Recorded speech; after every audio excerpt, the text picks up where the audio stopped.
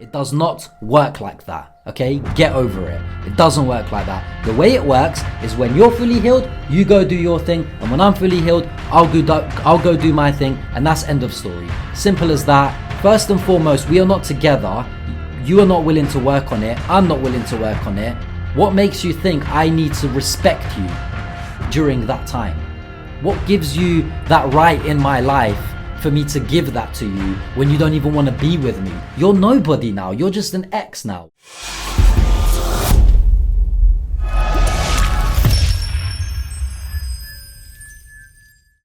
What's going on, people? And welcome back to the Gramcast. I missed you guys, man. I missed you guys. We're back with another episode. Took a couple of months out due to Ramadan, due to the whole Palestine situation, where I wanted to focus my energy more towards that.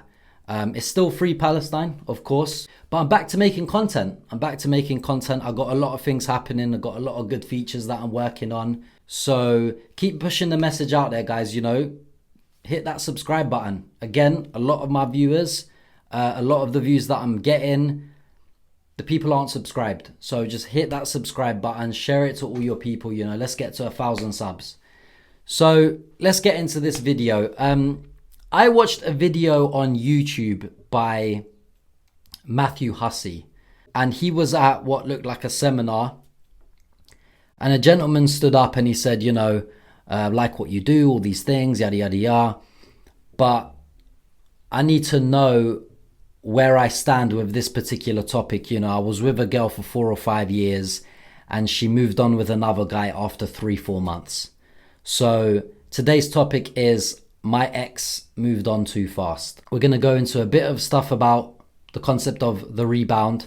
And we're going to go into a little bit of, when you break up, how soon before you can move on? How soon before you can meet people and go out with people and all of these things? Because it's quite a sensitive one.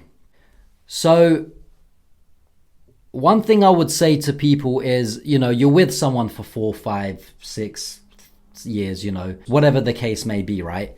And, at the time you think, yeah, they're the one, it's going well, it's going strong, we've been together for years, all of these things. And, for whatever reason, you guys break up and you can't get the ball rolling again, if that makes sense.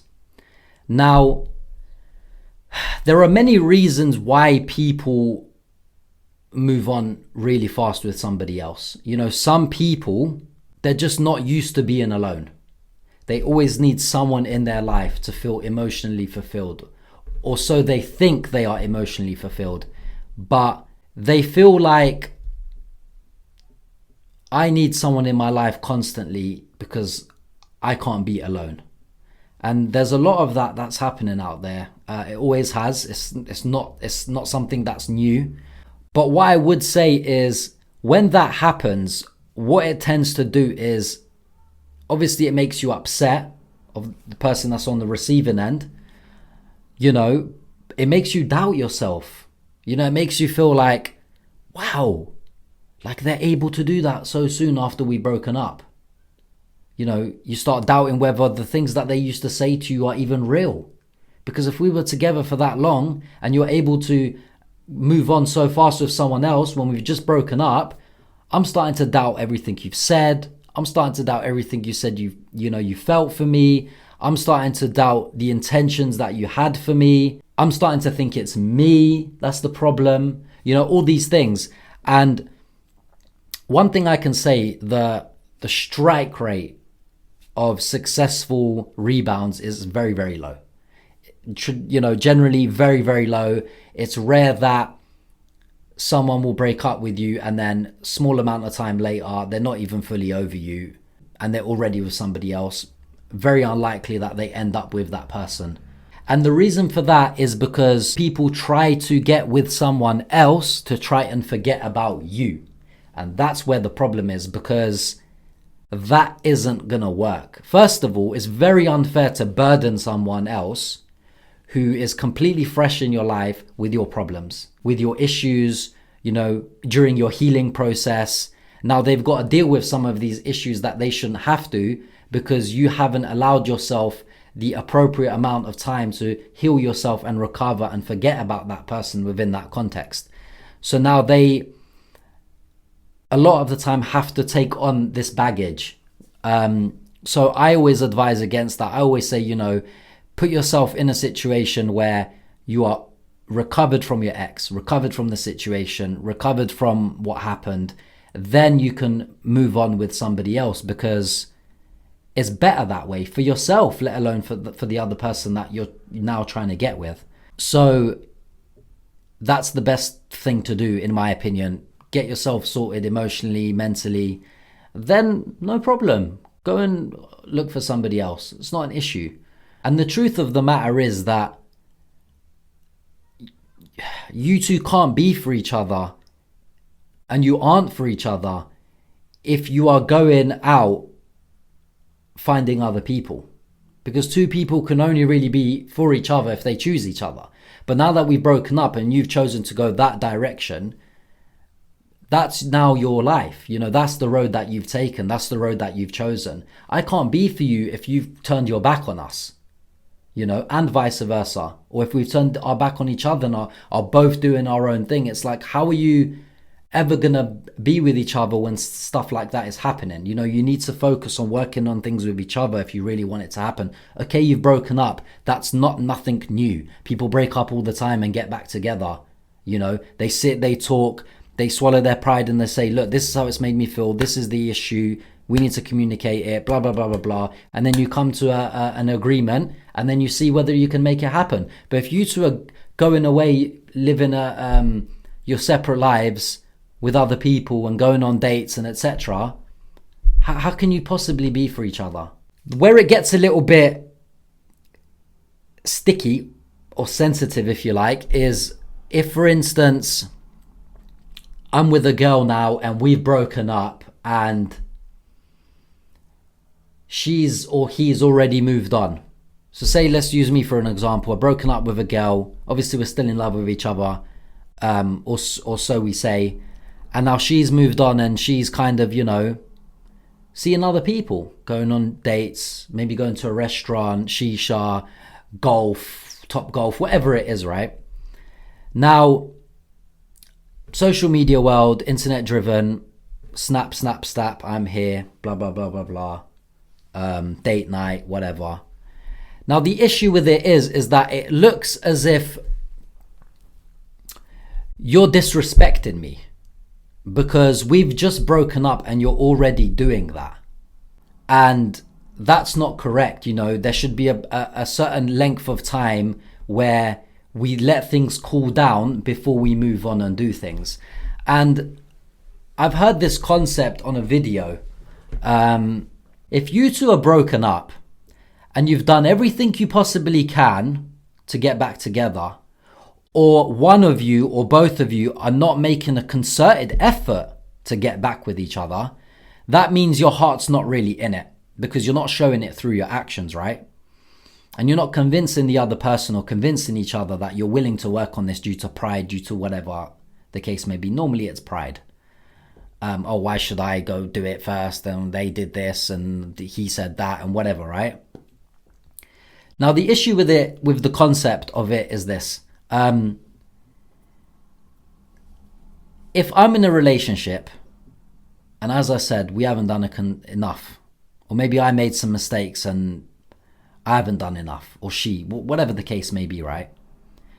And X amount of time later, a couple of months later, she's decided to go out on dates, and you feel like this is disrespecting you, especially if you two know some of the same people, for instance, and they can see it and they're thinking, Grams, you were with her like a year, and a month later she's already dating my man.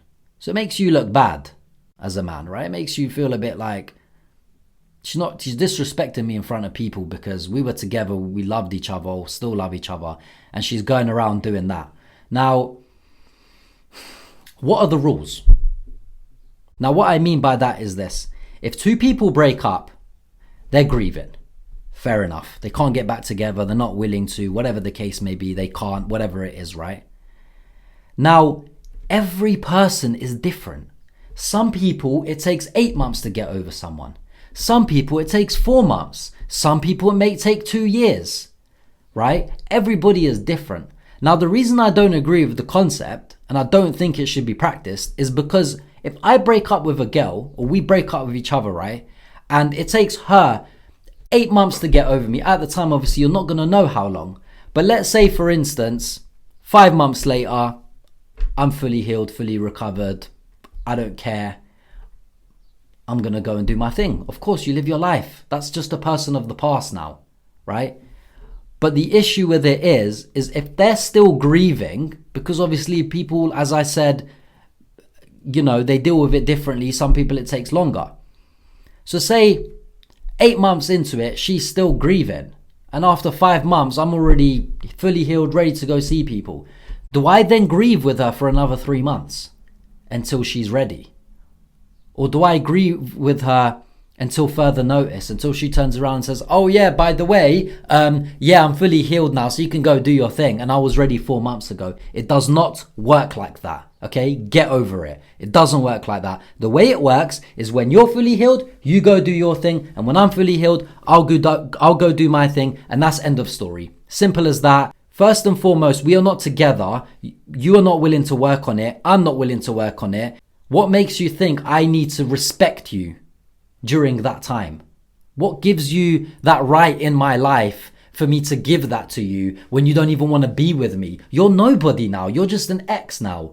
So why should I have to do that? Now, don't get me wrong. There are certain elements. For instance, if I start dating your boy, for example, or your sister, or your cousin, you know, that's just a blatant disrespect. There's limits. There's limits, right? And most guys, it's like a bro code. They wouldn't do it anyway. It's happened, but generally guys just don't date their boy's ex. But I'm just throwing an extreme circumstance in there.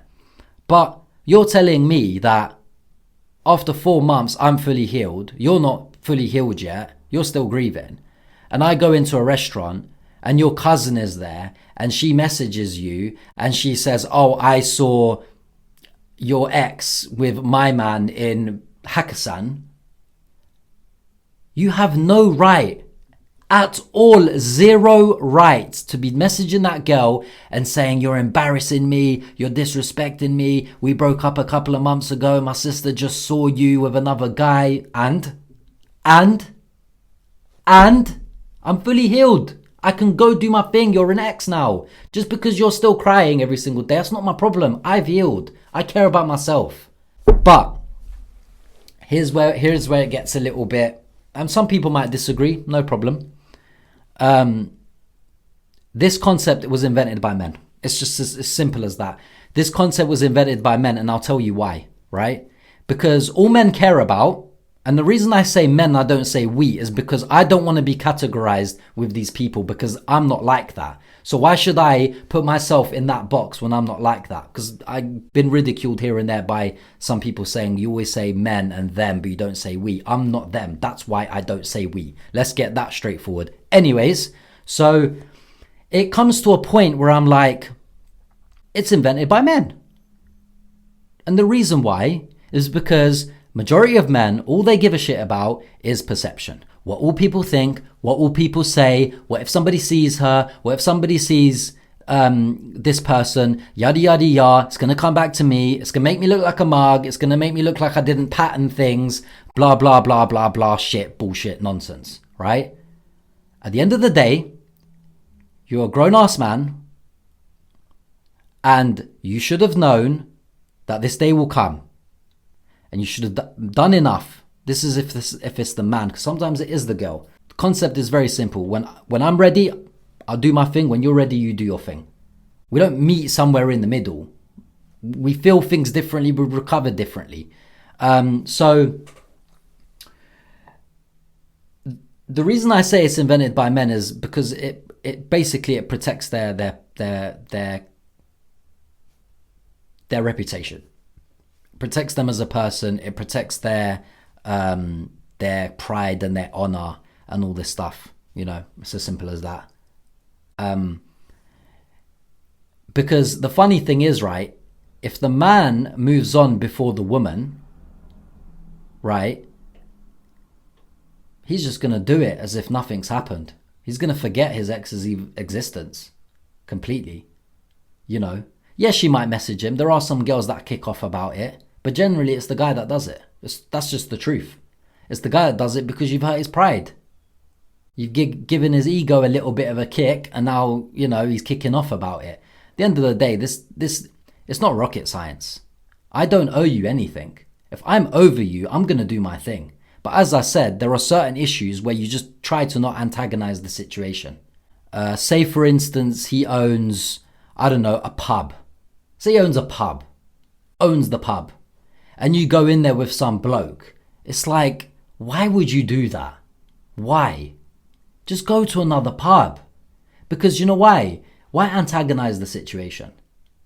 You know, why make it something that it doesn't have to be? Why? Just go to another pub with this bloke. You don't need to go to the flipping pub that the guy owns so you can see that you're with another guy rather, and he's not fully healed and his family is there or friends or whatever. It's not needed. But in terms of the concept itself, it is nonsense. Because I am not gonna grieve with a girl until she's ready when I'm ready now. I'm gonna go about my life. Leave your comments below, guys. Let me know if you agree, disagree, you got another perspective.